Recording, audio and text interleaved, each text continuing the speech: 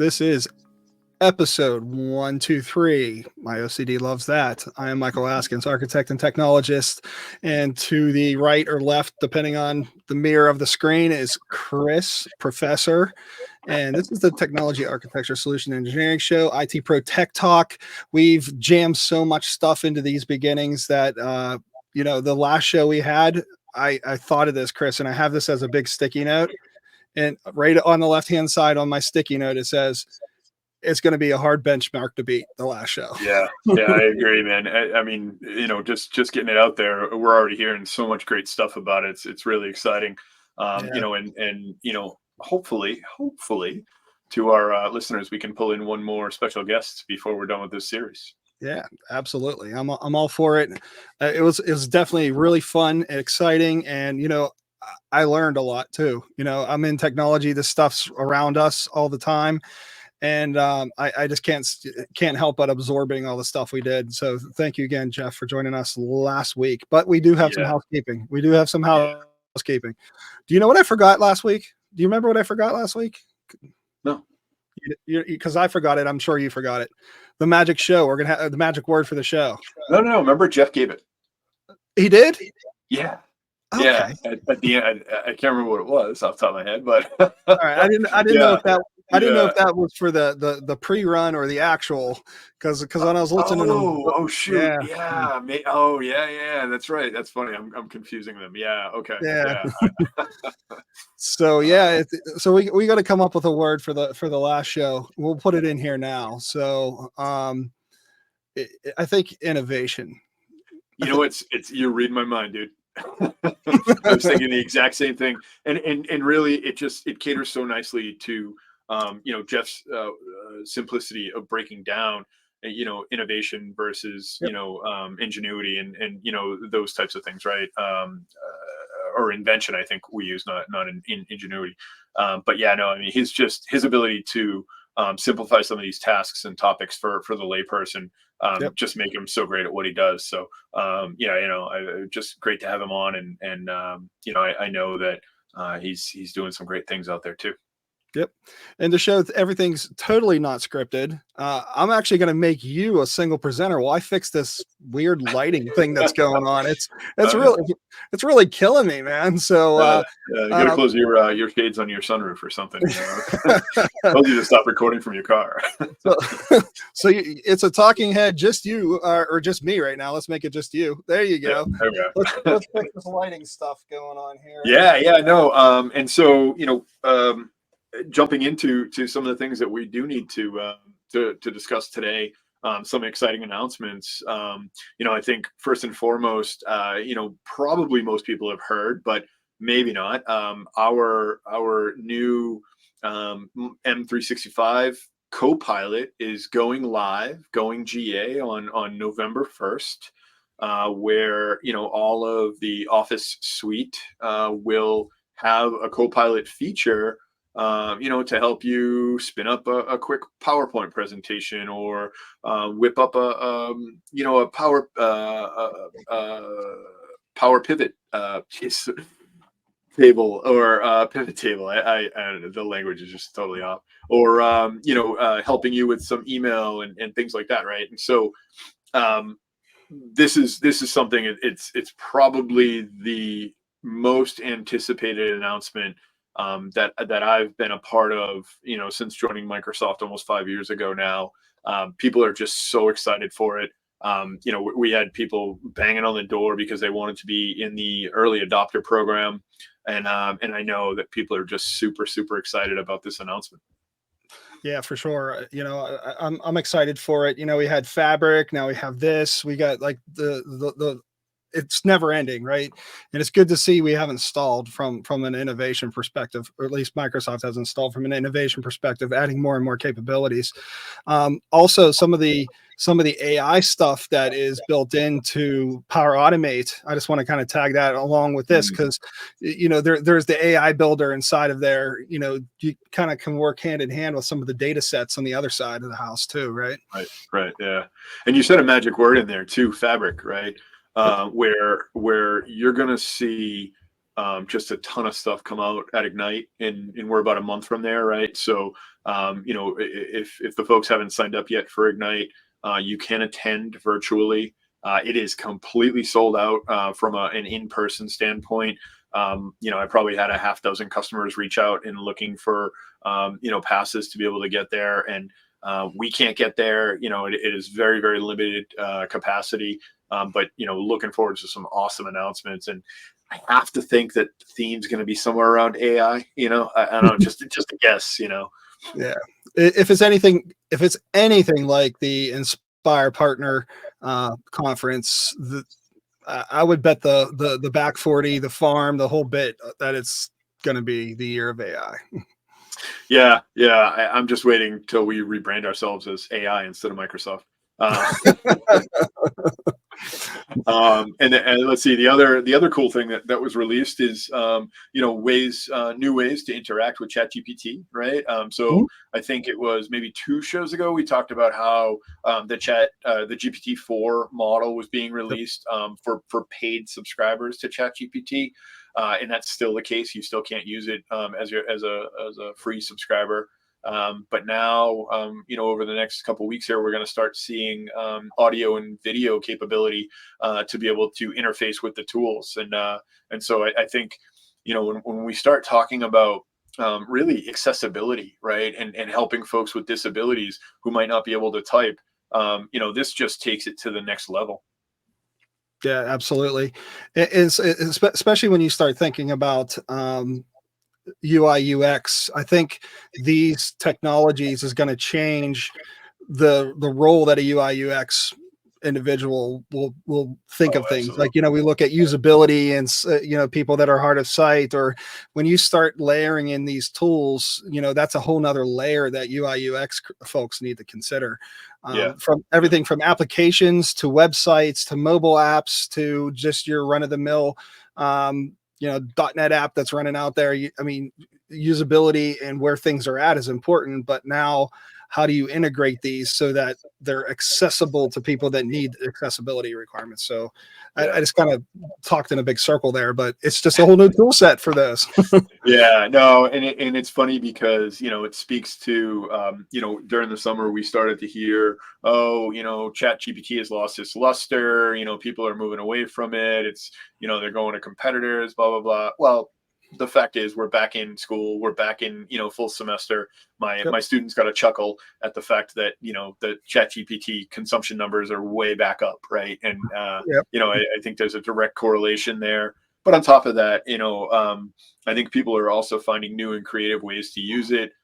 People are now just discovering it, right? They haven't had a chance. I know I've got some friends and colleagues that I almost fall over when they tell me they're not using it. And I'm just like, how are you not, right? It gives you that 70 to 80% of what you would have to do manually just for you, right? So that's just crazy to me. And I think we're starting to see more of that too. Yeah, I edit a lot of the video and things that we do with Adobe products, and the latest update that came on had, hey, use our conversational tool to help you be better at. So like I tested it, like I had an image, I was like, change the saturation 5 steps, apply a mosaic effect to this region, and darned it if it wasn't just spot on perfect. Yeah, that's awesome. That's awesome. Yeah, and we're starting to use the Copilot feature in Teams now a lot more too, right? Just to help with note summarization, conversation summarization. It's so if I'm taking notes and that's what I'm there to do, I'm actually quite thorough. If I have more of a discussion role, where I need to kind of listen and process and then return, I'm terrible at note taking, right? And so this just takes care of it for me. I was never big on recording meetings unless the customer specifically wanted us to because of, whatever, a presentation or a demo because their VP wasn't available. We'd certainly help out with that type of stuff. But now, we just ask the customer, hey, do you mind if we record this so that, that our, not ChatGPT, but our Copilot can summarize the call for us and make sure we assign any action items. So it's certainly changing the way we work very, very quickly. Yeah, for sure. Agree. I'm a Teams Premium user just because I want to consume all the features, and I like the custom rooms and stuff. And this is not related to the topic, but have you set up your avatar yet? I have, and maybe I can drop it on one episode for you. I think he looks pretty good, but I don't use it. But I don't either. Some people get creeped out by him. I know that. Yeah. But yeah, it's a fun little thing. My first experience with the avatar was on the Microsoft Bicep community call. One of the presenters were on there and they were an avatar, and I was like, interesting. Yeah. All right. Yeah. Well, and I think that plays in nicely to our last sort of news item here. Did you know that very soon I'll be able to chat with Tom Brady directly anytime I want? Really? Yeah, imagine that. Why would you? Meta's big announcement, right? Where they're paying celebrities up to $5 million to use their likeness as basically an avatar in the metaverse, as well as part of their I guess deeper foray into AI.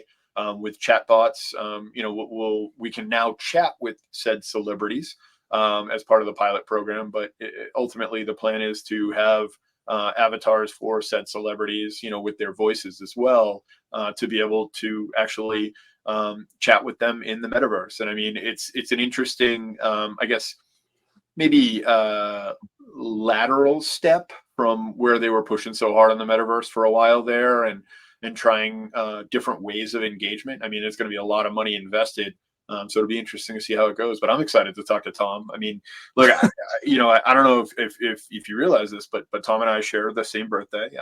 He's a year older than me, but he's literally 1 year older than me.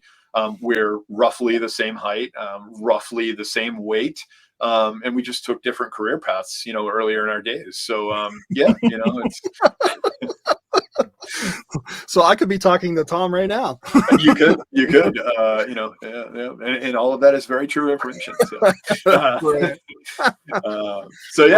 it's exciting. I'm curious to see where it goes. I got to be honest with you. I've never jumped into the metaverse, but I'm somewhat interested to see where this goes with the new Oculus that's rumored to be coming out. It's supposed to be lighter, more powerful, cheaper, blah blah blah.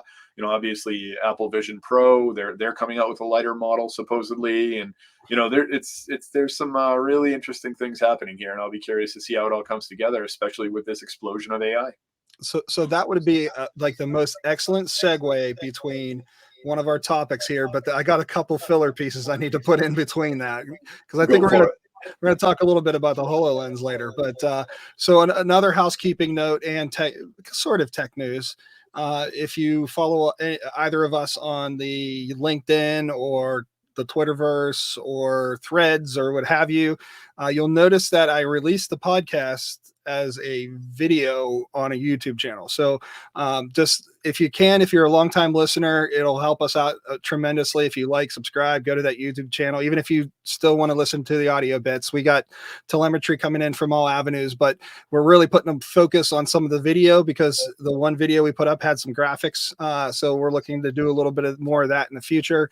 But if you could go visit that, I'll put a link down in the show notes. I almost said doobly-doo, dating myself there, but I'll put it down below along with all other relevant links. But just a quick recap. We talked about the Jeff show. That was brilliant. Loved it. We had the first show on Industry 4.0 was sort of a primer definition. Let's define it. Let's talk through it. And then we just kept rolling through all the different conversations. And here today, we're settling on engaging the customer, because that is one of the key pillars of Industry 4.0. And absolutely. So the question is like, what do we do to have positive customer interactions? Is there things that we need to consider if we're looking at what, in consideration of our previous show? And if you haven't, I'll put a link down below. Go listen to that, then listen to this. There's a whole history of how we got to here. And you can see over time that the customers are engaging with businesses different ways. It's not just going to LinkedIn, or not LinkedIn, Facebook, and saying, "Hey, I'm on a customer page or a business page," and like resolving, issues. Or I like to tell the story how I was 30,000 feet in the air and my next flight was canceled, and I just mentioned Delta Airlines about I'm going to miss my flight, and somebody DM'd me and took care of it. That is things that we take for granted as commodity. That's stuff that we just eat and breathe, our terminal onlineness. But we need to engage and have positive customer interactions if we're going to succeed and move forward. What does that mean, Chris? Well, I think of the automated phone system, right? When I think about this, and I don't know that I've ever met anybody who appreciates an automated phone system, right? Sure. And if it's intuitive, if it understood natural language, if it understood natural speech, if you could, really have a conversation that meant something and wasn't just sort of one way, asynchronous, to use a technical term, right? Mhm. um it it it would be much better, I think, right? I think the experience would be much more appreciated by said customer, and that could be a B2B customer, could be a B2C customer, right? There's a whole bunch of different ways that could be looked at. Um, and And when we start to engage customers in different ways, where we, meet the customer where they are, is a term that gets frequently used in business, and even consumers, making those customized experiences so that they feel like you're there with them. You're taking the journey with them, whatever it happens to be. If we can enable that with technology, I would argue that you could put a pretty high price tag on that type of experience. I agree. Yeah. And part of me thinks that I think that it was tried with the technology in the past, like with, and I'm not going to call out the communications company. Let's just say they have red in the logo. I can say that because pretty much everyone has red in the logo. True. They Yeah. they tried to engage with customers like with the automated prompting and the bot saying, "What's your problem?" and trying to automatically test things, and people get frustrated. I think what you keyed on is the pleasant experience. You're right. Right. That's the Yeah. key bit, right? Yeah. Yeah. And I mean, look, it's person to person 101, right? If you can have um if you have that conversation with a person, they're not just talking at you, they're talking with you, and Yep. you're responding. That goes a long way. And with some of the technologies that are being deployed with Industry 4.0, we start to see that more and more. Just for example, you mentioned Hololens earlier, and that was by no means. It just so happened that was part of the conversation when we talked about Meta and Quest, and I'm sorry, Oculus, and the Apple device, which is the same price as a Hololens, by the way. Hmm. And I would argue we have way more functionality. Um, but it's more geared toward business. And it's Mhm. kind of like, okay, well, why are we using an AR VR headset for business? Well, I mean, there are too many reasons to list. But if you can think about an experience that you're having with a customer where, you start a Teams meeting with them, they're seeing your face, and then you turn around and you can flip the camera to the device to be able to demonstrate something. So I'll use one of my customers, for example. They're an industrial cutting company, so they do plasma cutting, water cutting, things like that, right? And so they're asking the question, how can we use this device to enhance that customer experience? And there's a bunch of ways, but you think about maintenance, you think about the ability to have a demonstration of a product without having to travel. You think about repairing a product if it's broken. You think about just plain user experience, where they get the ability to have that sort of firsthand, and I keep using the word experience over and over again, but that sort of firsthand, tangible feeling of I'm there with you, right? I'm in the room with you, and I have the opportunity to see what you're seeing hand over hand. And that's just one example.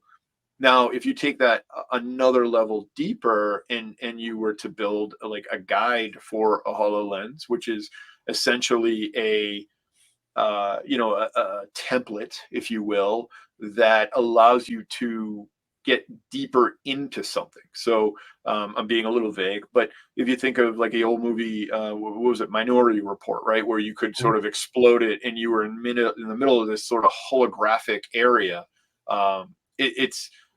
It's very similar to that, right? But it's reality now, where we've got a strong partnership with PTC, and in our MTC centers, we've got a HoloLens display with an engine, a massive engine. I think it's a ship engine, if I'm not mistaken. For like a cargo ship or something. And you can use that HoloLens to like completely explode out what is happening inside that engine, from a blueprint standpoint, to know where all the different parts are, to know how everything's interconnected, to know how everything kind of fits together and works together. And if you're diagnosing a problem, you know, whoever your service tech is, whoever is helping you or assisting you, hand over hand, so that they don't have to fly out. So we're saving you money on your support costs and those types of things. We have this ability to now do all of that and have that experience remotely with our customers. Yeah, and it can tie to multiple systems. So, like, if you explode that engine, you can look at the rings and say, okay, these rings are this part number. Do we have any in stock? And it can go into your system and say, oh yeah, we have them in stock at the Seattle warehouse, or Shipport, what have you. So that interconnectedness is definitely good. And I kind of liken it as together but afar. You actually get that help. You don't have to wait. You don't have to wait for the tech to get on a plane, and you might have downtime incurring costs, right? So that's definitely awesome. Now, so from a feasibility perspective to build that out, again, this might be a little dip into the tech section. We want to make this for business and tech, but one of the challenges that I hear, which I kind of discount a little bit, is that the resources and everything required to do that is way more expensive than they want to put in the field. That's changed since HoloLens come out significantly, right? Which we're in HoloLens, what, 3 now? Is it? Which version? I think we're still 2. We're waiting for 3, I think. Yeah, you're right. So the technology has changed, and as everyone knows, as technology changes, it becomes more affordable. So don't undercut the ability to say, hey, let's look at this. I know there's, even on the service industry, in an electrical world, there was conversations 5 years ago about potentially using HoloLens to look at, a power grid. Say a pole gets taken out, they're able to look at that and then, query information of what's downstream from that, and what devices are at risk of popping if we don't fix this. And it's definitely achievable. And I think that was one of the things I mentioned at the end of the last show, is like, this stuff is achievable for the every business. Yeah, absolutely. And you speak to affordability, and with competition comes affordability, right? Yeah. And so when things become closer and closer to commodity, and I wouldn't say a HoloLens is quite commodity. I guess it depends where you sit. It's more niche But commodity. yeah, that's fair. I mean, but as you come closer and closer to this device, you start to see more and more competition around. We give essentially a software development kit for our partners to be able to develop software, or develop what are called guides. I mentioned them earlier. And really, that's the design of what that interface looks like when you're using the HoloLens. And so, for anybody who's not familiar, if you by chance watch the Apple Vision Pro demonstration, and having that ability to see things on the screen, to be able to, interact with those things on the screen, directly with, whether they be different, pointer tools. I mean, it kind of depends on who made it and stuff. But with the HoloLens, we made it to the point where you don't need special controllers. You don't need anything other than the device on your head, and it uses similar features to what you'd use on a phone, like a pinch or a swipe or Mhm. a zoom and those types of things. Very, very similar to what we're used to when we go and Tap, edit a double picture. tap. Yep, double tap. Sure, yeah, yeah. Yep. And the nice thing is that it's all integrated in a very lightweight headset. I know that there have been some sort of mixed articles. I mean, we've got certain authors who that are reporters, if you will, that love to have the doomsday approach to how they look at different Microsoft products. And I'll have customers come up to me and be like, "Oh yeah, the government canceled that contract for your HoloLens," and it's like, no, they didn't. It like they're bringing it back and working with the government specifically to make it even better for the soldiers, because yeah, they were wearing them for a very long period of time. And having been a soldier, I know how well we follow instructions. um,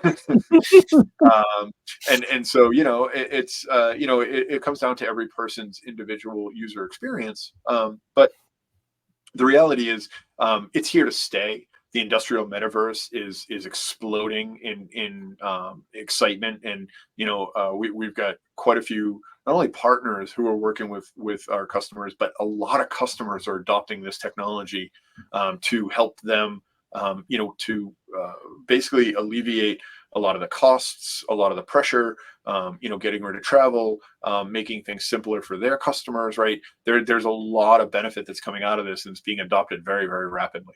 Yeah, for sure. And one of the tenets that I'm picking up from, and again, referencing the previous show, is that sometimes it's just looking at things and maybe approaching things a little bit different, which makes Industry 4.0. And, if we look at machine learning and some of the stuff we've been talking about in the past 5, 6 years, I'm having conversations with, people that deal with retail, and they're like, well, how do we know? We pay these people to figure out what's going to be put on the shelves. Well, how about you have, you're engaging with customers now. How about you to have them tell you, run some Right. analytics, do some machine learning on regions, what's good in that region, and how do we, make sure that the supply chain is supporting that, making sure that we have predictive analytics on things, knowing like, okay, certain aspects of the economy are happening. What does it mean for us to stockpile? And there's so much wrapped just around those areas that affect getting product from the manufacturer to the shelf, let alone the transit in between and the making of it. Right. So if we've done lean manufacturing for forever, right? Or it feels like Decades, forever. yeah, yeah, yeah, But, yeah. but I we mean, I can next step remember having forward. conversations about lean 30 years ago, right? Yep. So yeah, no, it's pretty wild. And I think the important thing to note here is that ultimately you're wearing a PC on your head, right? Yep. And so and I don't say that in a bad way, because the benefit there is that not only do you have these capabilities we're talking about, having a Teams chat, or being able to watch something as it's being performed live, but you've got that integration with the rest of that Microsoft experience that you're used to, right? And so Yep. as we start to think about co-pilots in Office, and co-pilots in Power BI, and all of these tools that are coming out, I mean, the sky's the limit. Just there's so much that can be done to enhance that user experience, and just go so much deeper. Yep, for sure. And we have on our show notes here, it keeps my eyes just keep dropping on it. Azure Synapse Analytics, the platforms to ingest and do things. I know it's not product heavy this episode, but it's just so easy to say Synapse Analytics, because Yeah. it speaks for itself, the capabilities there. So if we're layering in like if I'm going to look at that note there, factories connected to supply chain creates predictable experiences for customers, right? So we're kind of talking a little bit about that, but what does that mean for the plastics manufacturer in southwestern Pennsylvania? Yeah, yeah, and really, whether it's something as simple as getting hands on or eyes on what's happening in that factory, HoloLens is a great mechanism for that. But Yep. then it goes so much deeper, as we talked about with Jeff and in our past shows. You start having a more connected experience within your factories, whether you're using IoT, for tracking or sensing different situations, right? Low on stock, high on stock, uh, you know, more having that end to end exposure as to what's happening, whether you're in pre-production, production, post-production, ship, in transit, and all of these different areas where if we have that visibility, it helps us that much more to be able to make predictions based on, whether it's customer demand or it's, required deadlines and timelines for when things will be there. Obviously, if we're shipping something from Asia and we're waiting on a boat, and we're not getting regular updates, which is very, very common. I mean, if you've ever bought anything from one of these Asian websites where you can buy direct, it's a black hole. You could wait 3-4 weeks. For anybody who's ever ordered off something like AliExpress, for instance, right? You could Alibaba, wait three, four AliExpress, weeks. yeah. Yeah. You could wait 3-4 weeks before your product comes. Now, the good news is I've actually never had something not come, which is cool. But at the same time, like it literally just becomes this like big gap in the shipping that says, you've got whatever, anywhere from, call it 11 to 22 days when, Yep. it's just, you have no idea what's going to happen. Right. And so, having that visibility, when we start looking at how that affects businesses, and we know how much we outsource to, Asia and South America and in these, sort of far off places from here in the States, you start to see, a lot of value in being able to have that visibility into what's happening from a supply chain Yep. standpoint. Yeah, absolutely. And just to make it a little bit lighthearted, I've ordered stuff from one of those sites and forgot I ordered it, and I was like surprised. It's like, hey, Yeah, what is this? like Christmas morning. Absolutely. Yeah, for sure. So, one of the things I also wanted to touch on is like there's a lot of digital access, right? So every big box store has their app. There's everything is like spec sheets. You can go to manufacturers, and it's more than a trend. It's there. It enables our customers to understand. It's almost like if you don't have that, you're not a real business. Totally. So the question becomes this. So we're talking about layering in AI, maybe some ML. There is that person to person with the HoloLens, but are we losing the personal touch, moving even deeper into a digital experience from a customer perspective? Well, I think, you know, I'll use an example. It's slightly off from what you're saying, but what you're asking. But like, I've got, um, there's certain clothing retailers that I work with because I am, 6'4", me and Tom, right, side by side. And there are certain clothing retailers that I shop specifically because I know their Sure. clothes fit and I know that they last. And so, um, it's one of my biggest pet peeves because I bought something for my wife one time. I bought her a sweater for Christmas through my account, and now every other email is women's clothing, and clearly that is not intended for me, right? Yeah, and maybe I want to go buy something for my wife, and I don't buy a lot of clothes for her. She wants to buy her own clothes, um, and you know, I don't have that capability to go in there and personalize that experience to say, I don't want 3 emails a day because you have this sale going on. And Yeah. I don't want 2 of those to be for women's clothing. And if you don't have that capability, then you lose the customer, and so I don't even look at the emails anymore. I just delete them when they come in because, what I do is in the back of my head, I wait until I know I need to buy something. I needed to buy some pants, right? And so I just waited until I got that, 40% off sale, and boom, I jumped on it. But otherwise, they just immediately go to trash Mm. because I cannot personalize that experience so that, I only get once a week or once a month and things like that. And so back to your question, I think it really comes down to the way that it gets applied. right? Mhm. If the organization takes care to allow for the customer to dictate their own experience, I think that the opportunities are limitless.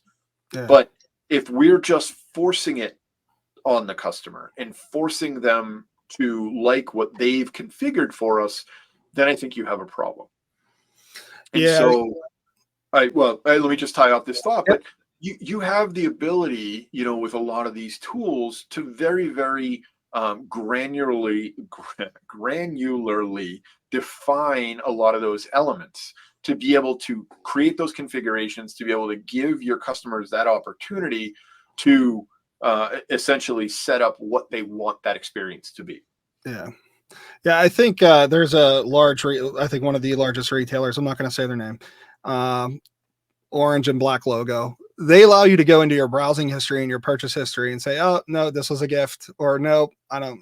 I didn't want to search." So that it keeps it there. It's like archived off the side, but it doesn't affect like the recommendations for you, because like we went to Maui a few years ago, and I was buying flippers for everyone, and I was getting like kids pool toys for like, and I had to go in my browser history, or not my browser history, my purchase and search Yeah, history, and delete all that stuff, because I want technology, I want stuff for the wood shop, I want stuff for the metal shop. I don't want flipper ads. I already got the flippers, so right, to your right. point, having that, and I think the last point I wanted to touch on this area is like, what are the risks?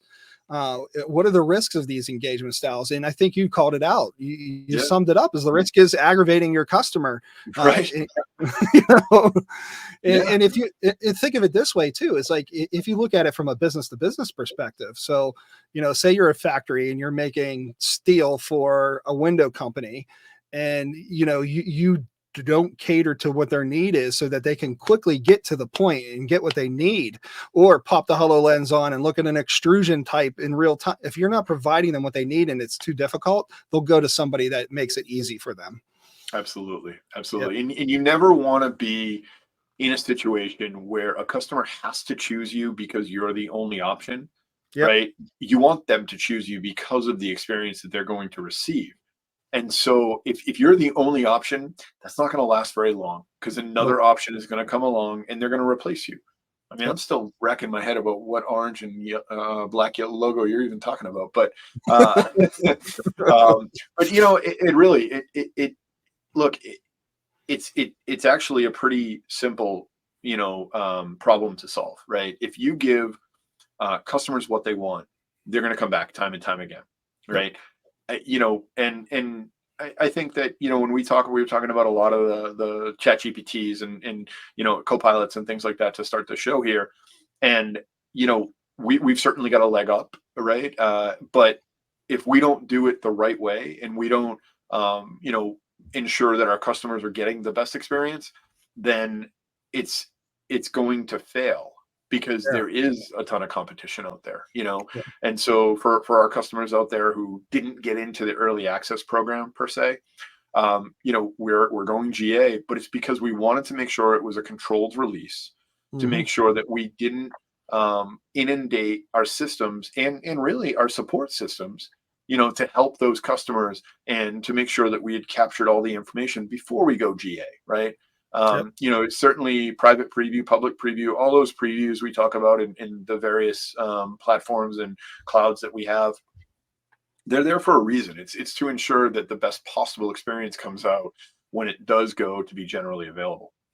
Yeah, it's getting ahead of it. It's making sure it's doable. Like I had a couple how tos on loop, and that was the thing. I had to give a full instruction on how to enable it for you, so you can like kick the tires. And it was difficult for some people because it's not just for regular consumption yet. So, I mean, Right. it's there now, but at the time, it wasn't for regular consumption, and that's the good thing. And I think Microsoft takes a great approach. There are some other tech companies that do that too as well, but I think I see the responsibility being handled it. And this might be, I might be speaking out of turn, but this might be because of some of the black eyes Microsoft got back in the day, back in the NT4 days, where they were just like, patch, go, software update, go. And then we had to deal with the, the fallout of that. And I think since Satya came and some of the controls and controlled releases make it a far better experience.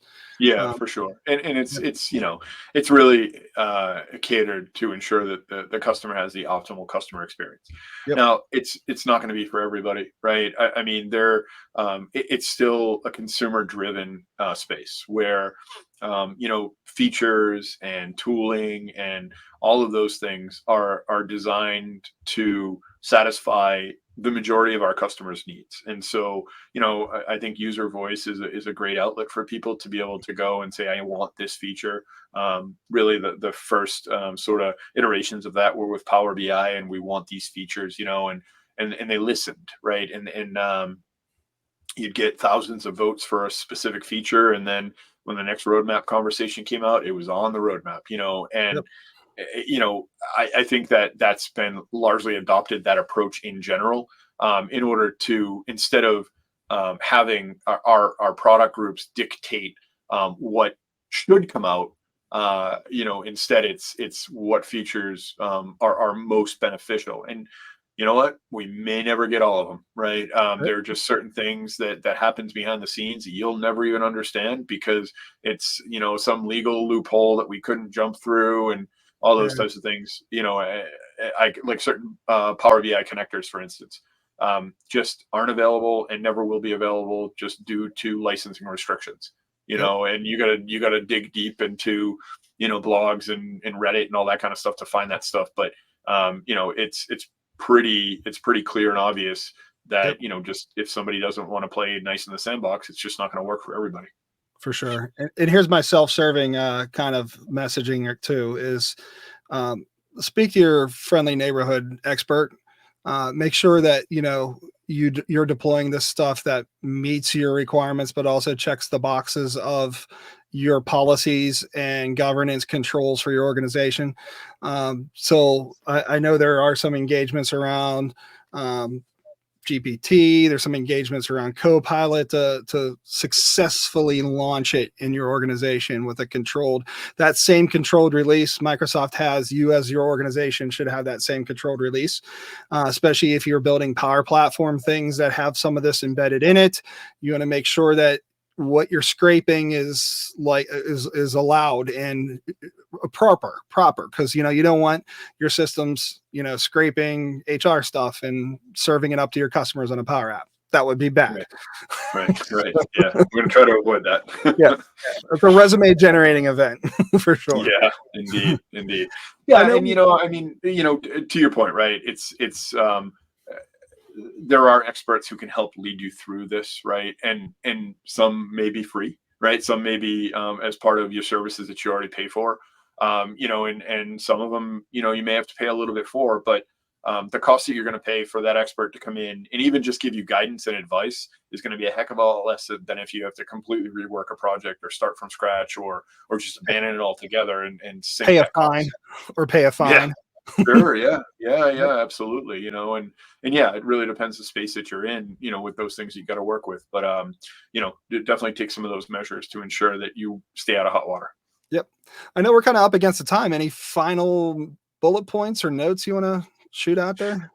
No, I mean, I know that we didn't drill deep into sort of all of the use cases and things like that. But that's not really what we're here to do. I don't think, I think it's really to kind of bring awareness to some of the ways that we are, enabling our customers, right? It's, and, we use a couple of use cases that make it interesting. But, if you're curious about a certain industry or a certain use case or something, reach out to us, right? I mean, we're here. We want to talk to you about it. We will, and maybe we'll feature it on the show, right? And get listener feedback going or something like that. More than happy to discuss, use cases. Sometimes got to be a little obscure in the way I discuss them and stuff like that. But more than happy to help out. So definitely let us know. Yeah, we're really good at hiding the name of your company and all the vulnerabilities that are there. Yeah, we don't want to take that on. So again, thanks again, Chris. I love working these shows with you, and it always makes me think, because I'm thinking of like, oh yeah, I have like these use cases coming out my head. I was like, I'll just put it on a written article and attach it to a link here, and then get that conversation going. We really want engagement. Like and subscribe on the video side. I need a word for the show.